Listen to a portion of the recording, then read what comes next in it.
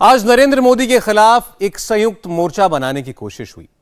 कोशिश शुरू होते ही मोदी विरोधी आपस में ही उलझ गए। कांग्रेस ने मीटिंग बुलाई तो कौन सी पार्टी नहीं आई। अखिलेश यादव का आज किसके साथ झगड़ा हो गया, केजरीवाल की पार्टी का दोस्ताना आजकल किस पार्टी के साथ चल रहा है और झगड़ा किसके साथ, वो पार्टी बीजेपी नहीं है। मोदी विरोधी मोर्चे में हड़बड़ी में गड़बड़ी कैसे हो गई, इसका एक नमूना आपको दिखाते हैं। 24 की रेड, 17 दलों की परेड, 24 में विपक्ष कितना तैयार, क्या मोदी होंगे परेशान, विपक्षी एकता में कितना दम, 24 में मोदी करेंगे बेदम।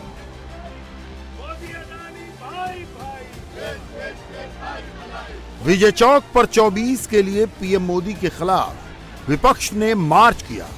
मोदी विरोध में 17 पार्टियों के नेता एक साथ आए। मोदी अडानी भाई भाई, देश बेच के खाई मलाई। मोदी अडानी भाई भाई, देश बेच के खाई मलाई। देश बेचना बंद करो, बंद करो, बंद करो। LIC लूटना बंद करो। फ्रीडम ऐप से सीखकर आपने सुअर का पालन शुरू किया है क्या? तो आप अपने सुअरों को 1 करोड़ फ्रीडम ऐप के जो ग्राहक हैं उन्हें बिना किसी खर्चे के आप उसे बेच सकते हैं। बंद करो, बंद करो। SBI लूटना बंद करो, बंद करो, बंद करो। विपक्षी परेड में केसीआर की पार्टी भी शामिल हुई, लेकिन विजय चौक पर मार्च से पहले कांग्रेस ने जो बैठक बुलाई वहां केसीआर की पार्टी का कोई नेता नहीं पहुंचा।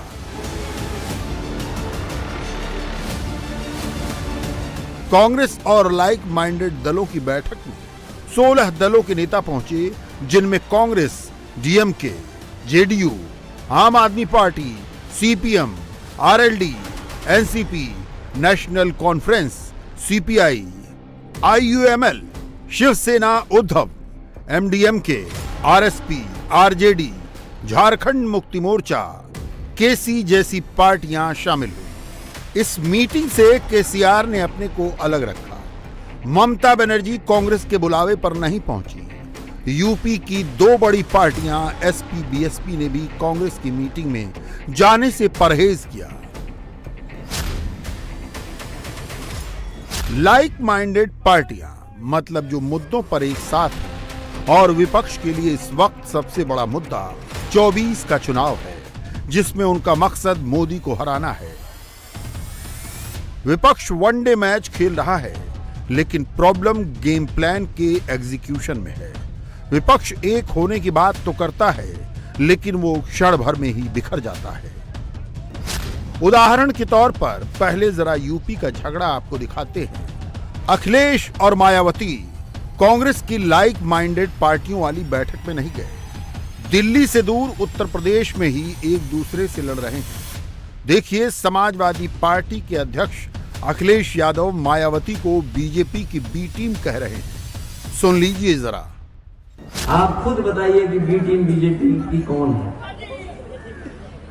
सोचो आप, उस B team Bahujan Samaj party के प्रत्याशी कहां से तय होते हैं? देखो, ये जो भी कुछ कार्यकर्ता ने कहा या जिस जनता ने कहा, ये वो है, वो समझदार है, वो जानता है। बहुजन समाज पार्टी के प्रत्याशी भारतीय जनता पार्टी के कार्यालय से तय होते हैं। वो जीतने के लिए तय नहीं होते हैं, वो इसलिए तय होते हैं कि समाजवादी पार्टी आगे न बढ़ जाए। अखिलेश ने जो कहा, मायावती की तरफ से भी जवाब आ गया। मायावती के भतीजे आकाश आनंद ने अखिलेश को परिवार का झगड़ा याद दिला दिया। मायावती ने 2019 में समाजवादी पार्टी से गठबंधन तोड़ने के वक्त कहा था, अखिलेश यादव तो यादव समाज का भी वोट ट्रांसफर नहीं करवा पाए। 2019 में यूपी की 80 सीटों के लिए सबसे बड़ा गठबंधन बना मायावती अखिलेश यादव का, जिसमें आरएलडी भी शामिल थी। मायावती 0 से 10 पर पहुंच गई, अखिलेश 5 पर सिमट कर रह गए। जयंत खाता भी नहीं खोल पाए, जबकि बीजेपी और उसके गठबंधन ने 64 सीटें जीती। इस दौरान बीजेपी का वोट शेयर 50% से ज्यादा रहा।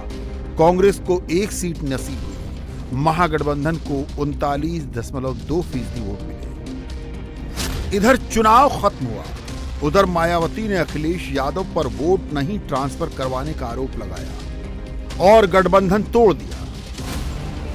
2019 में जब ये गठबंधन बना था तब सियासी जानकार मान रहे थे कि मुस्लिम 19%, यादव 12%, जाटव 11%, जाट 2% हैं। अगर ये एक साथ आए तो मोदी का खेल बिगड़ जाएगा। कुल मिलाकर वोट होंगे करीब 45%, लेकिन 2019 में इस गठबंधन को कुल वोट मिले 39.2%, मतलब पूरा वोट ट्रांसफर नहीं हुआ। वहीं बीजेपी गठबंधन का वोट शेयर 2014 के 42.6% के मुकाबले 2019 में 51.2% तक पहुंच गया। मतलब 2019 में विपक्षी मोर्चा हानिकारक रहा। अब 24 में फिर से सबकी नजर यूपी पर टिकी है, क्योंकि यूपी में ही सबसे ज्यादा 80 सीटें हैं। 24 में अभी जो हालात नजर आ रहे हैं, कांग्रेस, एसपी, बीएसपी सब एकला चलो की बात दोहरा रहे हैं। मतलब अगर यूपी में विपक्ष का बिखराव हुआ तो क्या 2014 वाला कमाल बीजेपी 2024 में भी यूपी में दोहरा सकती है? क्यों बीजेपी गठबंधन को यूपी में 80 में से 70 से ज्यादा सीटें मिल सकती हैं?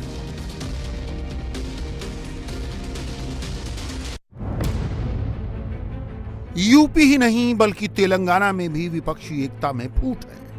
सुप्रिया श्रीनेत की टाइमलाइन को गौर से देखिए। 13 मार्च की तारीख है। जो ट्वीट है वो तेलंगाना की सरकार को लेकर है।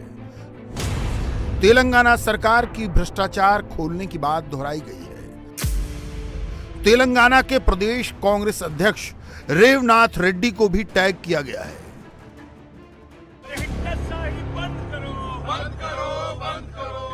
तेलंगाना में कांग्रेस सड़क से लेकर सोशल मीडिया तक केसीआर के खिलाफ लड़ाई लड़ रही है।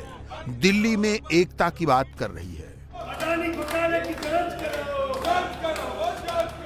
केसीआर और कांग्रेस की एकता वाला नैरेटिव तो उसी वक्त धुल गया जब बीआरएस के सांसद दिल्ली में संसद भवन के पास गांधी जी की मूर्ति के सामने खड़े होकर प्रदर्शन कर रहे थे। यहां केवल आम आदमी पार्टी के सांसद मौजूद थे और बीआरएस के सांसद, कांग्रेस के सांसद इस प्रोटेस्ट में शामिल नहीं थे।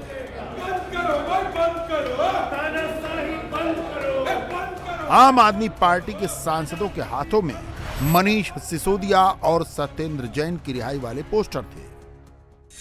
अरे हिटलरशाही बंद करो, बंद करो, बंद करो, अरे हिटलरशाही बंद करो, बंद करो, बंद करो, ईडी सीबीआई का दुरुपयोग बंद करो, बंद करो, बंद करो, ईडी सीबीआई का दुरुपयोग बंद करो, बंद करो, बंद करो, अरे ईडी सीबीआई का दुरुपयोग बंद करो, बंद करो, बंद करो। जांच एजेंसियों का जो एक कार्यशैली है उस पर विचार विमर्श हो, क्या वो जो कर रही हैं वो उचित कर रही हैं।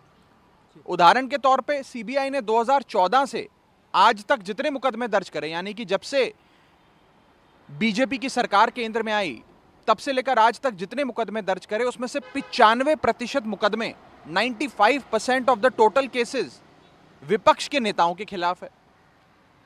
ईडी के सारे जो मुकदमे होते हैं मुख्य तौर पर वो विपक्ष के नेताओं के खिलाफ है। आप रोज अखबार जब सुबह खोलते हैं तो देखते हैं आज इसके यहाँ रेड हो गई, इस विपक्षी नेता पे, आज इस विपक्षी नेता पे रेड हो गई, इसको जेल में डाल दिया, उसको जेल में डाल दिया। तो एजेंसियों का इस्तेमाल कर कर देश के लोकतंत्र की नींव को हिलाने की कोशिश हो रही है कि भारत को विपक्ष मुक्त कर दो, अब कोई विपक्षी ना बचे।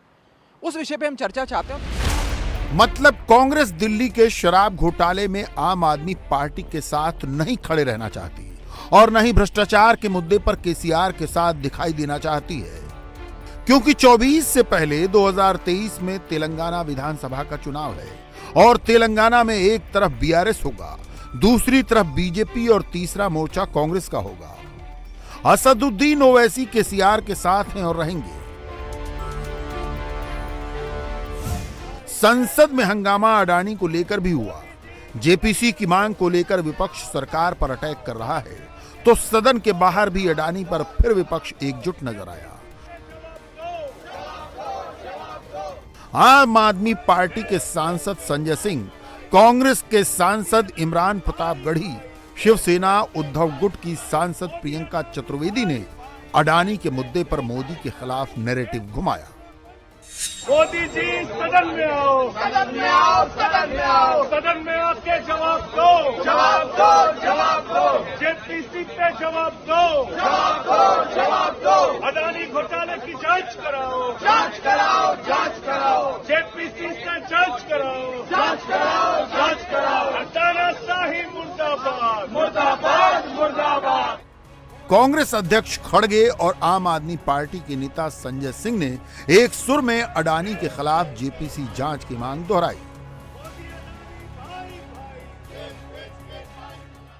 हम आपके सामने ये बात कहने के लिए सभी पार्टी के नेता 16-17 पार्टी के नेता लोग आए हैं और हम क्या डिमांड कर रहे हैं, हम ज्वाइंट पार्लियामेंट्री कमेटी बिठाओ, जेपीसी बिठाओ अडानी के इशू पे, उसको डाइवर्ट करने के लिए, वो इशू को अलग करने के लिए ये बीच में उठते ही उनको 10 मिनट का टाइम मिला और मुझे सिर्फ 2 मिनट भी बोलने नहीं दिए।